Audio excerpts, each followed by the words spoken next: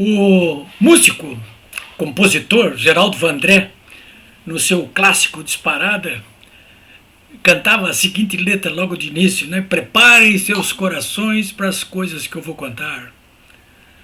Preparem seus corações. Hoje eu estou falando com vocês aqui nessa quinta-feira, dia 27 de outubro. Estamos, portanto, a exatamente pouco mais de 48 horas das eleições do dia 30.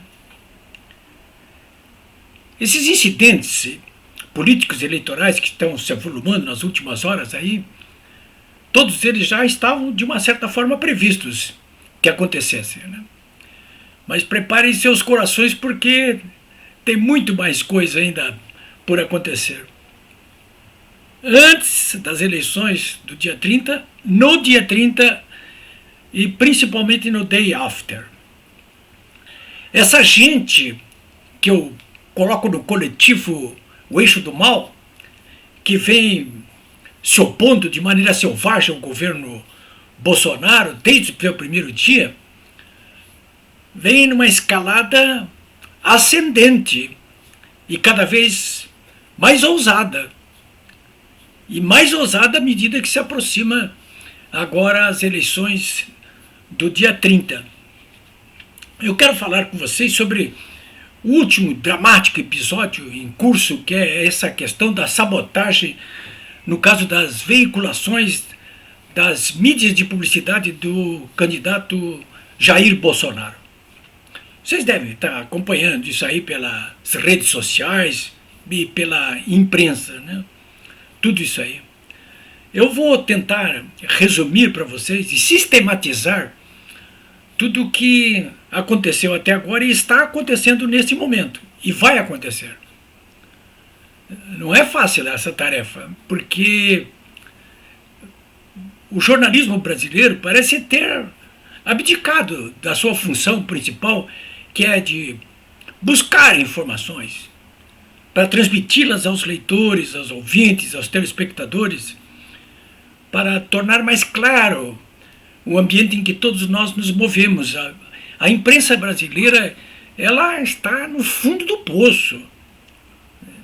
Quase toda ela se pauta por motivos torpes. E o que nós mais temos hoje, principalmente, inclusive na mídia tradicional, é uma imprensa marrom. Eu confesso para vocês que cada vez que eu tento sistematizar informações, eu percebo mais a falta de informações completas, de subterfúgios, de omissões, né? Nesse caso mesmo aí que nós estamos conversando agora, que é o caso da sabotagem feita sobre as mídias de publicidade da campanha do Bolsonaro, nesse caso mesmo, há uma ensurdecedora campanha de desinformação. Não tenho a menor dúvida disso aí. A mídia tradicional, a grande mídia brasileira, ela se colocou a serviço do eixo do mal. Está ali como é um dos braços do eixo do mal, tal como hoje a cúpula do Poder Judiciário também é. Com mais eficiência, claro. Enfim, eu estou falando tudo isso aí porque desde o início dessa manhã eu tento buscar mais informações a respeito de tudo que está acontecendo, né? Bom, eu acho que essa ação movida pela campanha do Bolsonaro junto ao Tribunal Superior Eleitoral, ao ministro-presidente, né, Alexandre de Moraes, para denunciar a sabotagem e para exigir providências, inclusive compensações, esta ação, ela, do ponto de vista da campanha do Bolsonaro, registra três momentos assim que podem ser ditos que como de apoio, de robustecimento da ação, né? O primeiro deles é a exigência de provas mais contundentes em 24 horas por parte do ministro Alexandre de Moraes na ação movida inicialmente na segunda-feira. A campanha ajuizou uma ação, e o ministro exigiu mais provas. E jornalismo às vezes faz isso, eu mesmo faço às vezes. Eu não dou toda a informação, eu dou uma parte da informação. E me resguardo para a reação que vai ter aquela informação por parte dos atingidos. Se eles vierem com aquela história de que, olha, não tem prova, eu já estou com as provas, eu já estou aqui as provas. E foi o que fez a campanha do Bolsonaro no dia seguinte, na terça-feira. Não, tá, quer prova? Tá bom, tá aqui as provas. Abundantes provas. Isso aí já desmontou a primeira reação do ministro Alexandre de Moraes. Né? Ele teve uma reação em menos de 24 horas e demorou um pouquinho mais para a resposta a essa segunda investida. Então, primeiro isso. Segundo, os dados que reforça, robustece, os dados técnicos da auditoria da Soundview e da Audi Energy de Florianópolis, audiência, são mais do que consistentes, são páginas e páginas. Né? O ministro Alexandre de Moraes, numa daquelas suas tiradas, sofisma, chegou a escrever que, não, olha, não são empresas de auditoria. No estricto senso, como dizem advogados, não. Mas são empresas, sim, elas fazem auditagem. Qualquer idiota que conhece um pouquinho de tecnologia da informação sabe que essas auditagens são feitas exatamente do modo como essa audiência e a Soundview fazem. Isso é comum no mercado publicitário. E elas são as melhores que existem. De modo que não passou de um sofisma. Para quem não entende, até o discurso pode passar. Não, não são empresas. Ah, sim, empresas de auditorias. Ah, são empresas de auditoria. Tem que ser de advogados, de contadores. Não na área de TI, de tecnologia da informação. É completamente diferente. Reforça, portanto, né? Está tudo ali por A mais B, os nomes das emissoras, os horários, o que foi fraudado. Abundantes informações. E a terceira circunstância, eu acho que é mais grave ainda, é esse depoimento do Alexandre Gomes Machado, que vinha a ser o coordenador do pool das 10 emissoras de rádio e televisão alojadas dentro do próprio Tribunal Superior Eleitoral, encarregado de passar as mídias para as rádios, para mais de 5 mil rádios. Esse depoimento dele foi feito espontaneamente por ele na Polícia Federal. Foi tomado a termo. E ele confirmou tudo o que a campanha do Bolsonaro denunciou e pediu providências em relação a essas denúncias ao Tribunal Superior Eleitoral. Não é pouca coisa.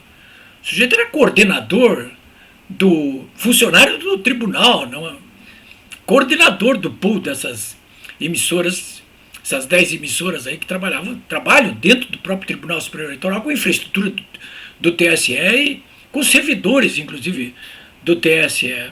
Né? Olha, nós estamos a poucos dias das eleições. E então, teria tempo para recompor? Tem tempo para tudo isso? Olha, o Alexandre de Moraes, ele ficou no mato sem cachorro. Né? Se ficar, o bicho pega, se correr o bicho, se ficar o bicho come, se correr o bicho pega, né? O que ele fez? Empurrou com a barriga esse problema, empurrou para depois das eleições, né? Ele tinha que ganhar esse tempo aí. Do ponto de vista do Alexandre de Moraes, ele fez, já que ele mesmo vem capitaneando aí uma campanha de obstrução à candidatura do presidente Bolsonaro, claro, amparado por seus colegas e pelo eixo do mal, ele tinha que ganhar esse tempo aí, até segunda-feira. Né? Então empurra com a barriga e parte para o contra-ataque. Né? Um general vietnamita, Nguyen Vo Giap, né? Durante a guerra do Vietnã, ele costumava dizer, olha, a melhor defesa é o ataque. Aliás, o Renato Portaluppi aqui do Grêmio também diz isso, né? A melhor defesa é o ataque. Então, foi o que ele fez, né? Ele empurrou com a barriga e contra-atacou, né? Para ganhar tempo e produzir narrativas também contra esse espaço que já até a mídia tradicional era obrigado a produzir, aí, a publicar, né? Porque isso aí furou a bolha, né? Eles ficaram desnorteados logo no primeiro momento, né? E eles começaram a impor uma série de narrativas aí, sob o comando do próprio Alexandre de Moraes, que parecia mais um chefe de reportagem de redação ali, pautando toda essa mídia tradicional e os políticos, todo o eixo do mal, né? Dizendo que, em relação ao servidor Machado, a ordem foi desqualificá-lo, né? O próprio Alexandre de Moraes, da sua nota, desqualificou o servidor. Disse, olha, ele não saiu, não foi demitido porque 30 minutos depois que fez a última denúncia aí sobre a fraude, porque ele foi demitido 30 minutos depois que ele encaminhou um e-mail para a chefe dele, a Ludmila Maluf, tá famosa a Ludmila. Ele foi demitido. Ele disse, não foi por isso não, é porque ele tinha problema de assédio moral, ele sabia que vinha um inquérito para cima dele, vai sair esse inquérito agora. Ou seja, o Alexandre de Moraes, o TSE, já sabiam que o Machado promovia assédio moral, que aliás ele não disse na nota que tipo de assédio moral era esse, né? Mas nunca abriu inquérito nenhum e deixou ele no cargo, inclusive. Mas agora, depois que ele foi na Polícia Federal, dedá-los, agora, não, vamos abrir um inquérito por assédio moral. Não tem nada a ver com essa questão da sabotagem em relação às mídias de publicidade do presidente Bolsonaro. Não tinha nada a ver, cara pálida. Pois bem, e depois a outra questão é dessas notas que acabou de sair, inclusive do Tribunal Superior Eleitoral, é uma nota atrás da outra. Eu nunca vi uma coisa dessa, né? A última nota dizendo o seguinte, olha, o tribunal não tem nada a ver com a distribuição das mídias. Não é o tribunal que faz essa distribuição das mídias. Segundo, o tribunal não tem o dever de fiscalização, os partidos é que tem que fiscalizar. Foi o que fez a campanha do PL, né? Porque ele não teria encaminhado aquela ação se não tivesse fiscalizado. E o próprio ministro Moraes diz na sua nota de hoje, os partidos que têm que fiscalizar. Ora, e quando o partido fiscaliza e exige que o Tribunal Superior Eleitoral entre em ação, o próprio presidente diz, isso aí é para tumultuar a eleição, vai para o meu inquérito das fake news e vou pegar vocês, né? Bom, eu ouvi muitos profissionais da área do direito, especializados em direito eleitoral, mas um deles, o Dr. Joel Cândido, fomos colegas de faculdade no direito da URGS aqui em Porto Alegre. Ele é muito bem sucedido na área do direito, com essa especialidade de direito eleitoral. Eu não diria que eu sou bem sucedido, até porque eu não advogo de modo recorrente, né? Eu só advogo quando é pequenas causas e olhe lá, né? Essas até eu tenho ganho todas, né? Mas quando a coisa é mais para o direito penal, civil, um pouco mais encorpado, aí eu não me atrevo. Mas enfim, o Dr. Joel Cândido, o que ele me disse? Para mim, assim, duas constatações que deixam muito mal o Tribunal Superior Eleitoral e deixam muito mal o ministro Alexandre de Moraes. Princípio é o seguinte, primeiro o seguinte, que ele coloca, né? Numa eleição, o princípio igualitário, ou seja, o que eles chamam, às vezes, assim, os advogados chamam de paridade das armas, ele tem que ser respeitado. Isso é basilar numa disputa eleitoral. O comprometimento desse princípio igualitário, ele conspurca a eleição, de modo irremediável. Pelo que eu pude entender do que ele disse, essa eleição de domingo nem poderia sair. Eu já penso o contrário. Mas ele está analisando a questão do ponto de vista legal. Eu estou analisando a questão do ponto de vista político. Eu acho que não, acho que tem que sair.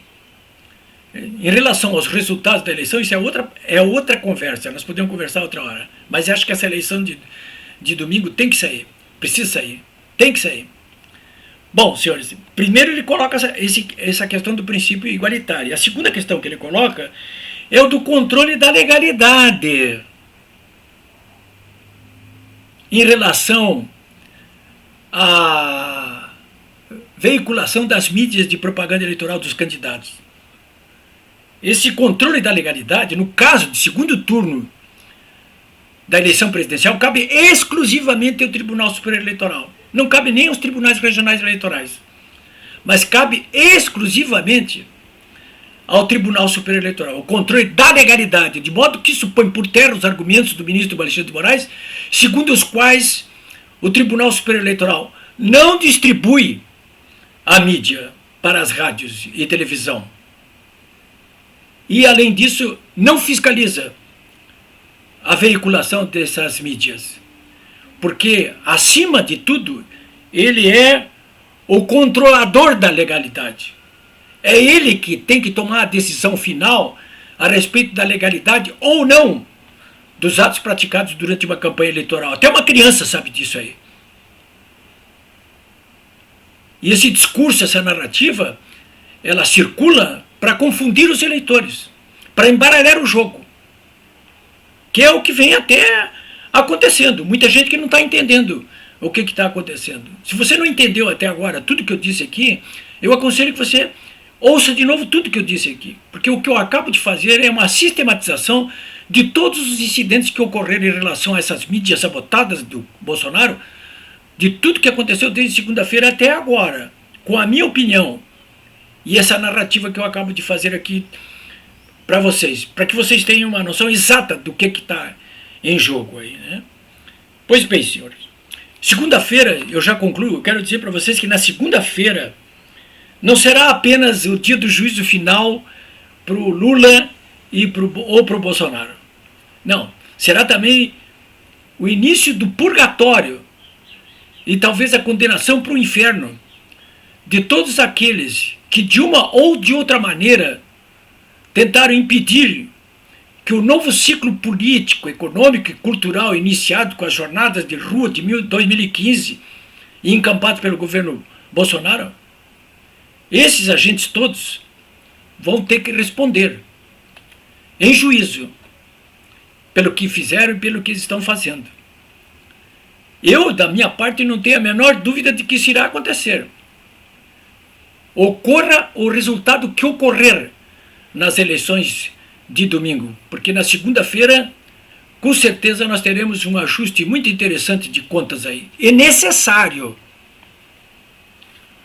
Prepare seus corações para as coisas que eu já contei, mas principalmente para as que vão acontecer.